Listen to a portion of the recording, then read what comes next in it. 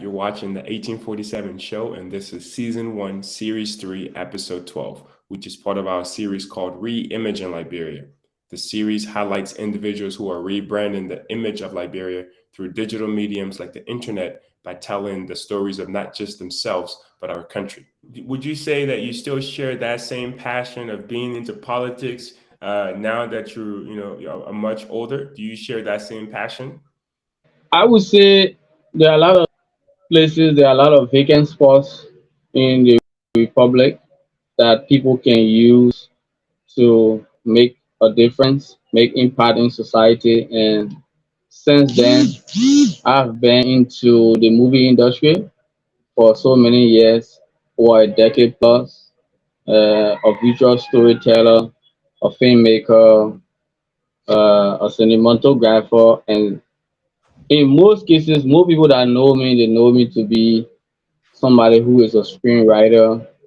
I've told a lot of stories in Liberia, and that is how my passion for editing and other visual works emerged. So I still see myself one day to be that person who will be a diplomat, that person who will be a policy maker and change so many things in our country. So I still hold that belief, but being in the limelight for politics, no.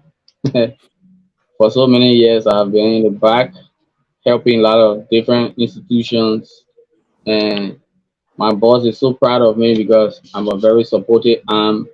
I believe that in order to excel to a particular level in leadership, you need to also serve. I understand and I agree with what you said in regards to there are several ways to make change and impact in the country, and politics is not the main and only way. So I definitely agree with that. So let's talk about your journey in at the university. So you went to the AME Zion University, obtained your bachelor's in criminal justice. How was that experience? What do you think was driving you then to get that degree in criminal justice? My big brother, my cousins, they were so supportive of my education because they saw that drive, they saw that passion, they saw that unquenching desire from this young man who was who was waiting and who is always waiting to excel in life. So they gave me all the support that I needed. They gave me all the support that I needed. They always check on me. So my big sister, Emilia Estoba, my big brother who is now in the legislature, Samson, Wijuwia, they were all very supportive of me in terms of my education. So when I graduated from high school, I wanted to pursue a career in law. So I enrolled at the AME Zion University in the Wilfred E. Clark College of Criminal Justice, where I graduated in 2014. So my journey in that school was so exciting. There were a lot of things that I learned. Your goal to become a lawyer one day, do you think that's something that you still have in the works, or maybe you plan on going back to get your law degree? Honestly, it's something that I still have desire for, I still have passion for. But most importantly, I have been so much captivated by people in the creative sector, people who shoot music videos, people who direct music videos, people who do movies. So to a larger extent, I'm kind of conflicted, but I'm not swayed away from whatsoever career to pursue at the moment. But as I have equal and I don't know how to say it, but I have a passion, I have a burning desire for all of them. So whichever way or wherever I succeed, I think I'll be grateful to God. Maybe that's where He wants me to be. So you guys as KMTV, I personally and through Project Change, we've worked with your institution. and you guys almost are the pioneers. If I'm not mistaken, I believe you were one of the first institutions in Liberia to start streaming and live streaming through Facebook and making that a thing. So, what was your vision as an institution when you started doing that? What was the vision for the institution and for Liberia? Yeah, so Ronald P. Jackson, Ronald P. Jackson, my CEO, was working with the state broadcaster, that is LBS, LNTV also. And so he had an opportunity to travel to China to study new media. So new media is about digital media. So after his studies, he came back to Liberia, and like I said, we all met.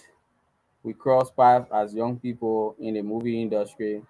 So we created a lot of content. We had movies. We had like skates. Before you in Nigeria and Ghana started doing skates to make people laugh, we were the full runners. So after Randall study, he thought it wise to have a platform to showcase those content that we were creating. And most of the content today, they are still here, they are still around. So that's how he created KMTV, because it was Creative Mind Studio. Creative Mind Studio is like a subsidiary of KMTV that is involved with production of video documentary, movies, music videos, TV commercials, and so many other different things. But he was looking for a platform to showcase the content that were being created.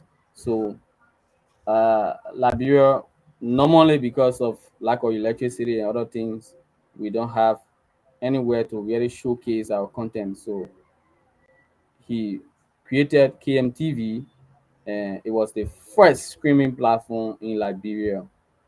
He created it since 2015, but then 2016 it got popular when the late Quincy B, who was a very promising musician coming up in Liberia, he passed.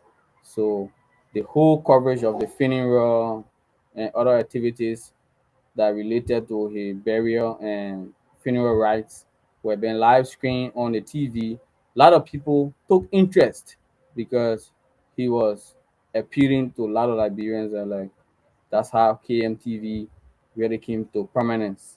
And of course, right after 2016 was 2017, a very landmark elections in our country, where George Weah, the current president, was up for elections, and Madam Serif was ending her term, the 12 years. So KMTV was the go-to place for a lot of people who were interested in what's happening in Liberia back home, especially people in the diaspora. So, based upon that, a lot of people took interest, and with the kind of balance and credible information that were being provided on KMTV, a lot of people thought it was indeed the rebirth of Liberian media, because uh, things that were happening, you were getting them right on the spot. Those things were live. For example, the hearing into the case of the National Elections Commission, where Councillor Charles Walker Bronskin went to court, went to the Supreme Court. So those guys were live throughout, showing those activities, how things were happening. For example, if Weah was on his campaign trail, they were there. So a lot of people started getting, to the extent after elections, when the EU and other international bodies were giving their report, they mentioned KMTV as that go-to place for election-related activities. And right after the election, there was a show crafted and presented by Ellis Divine called the Post-Election Review. So that's how KMTV got its prominence in the society. And since then, we turned it into a full-fledged business, because at first it was just like three persons using their mobile phone, going live, riding motorbikes, and into other risky ventures, providing live coverage across the country.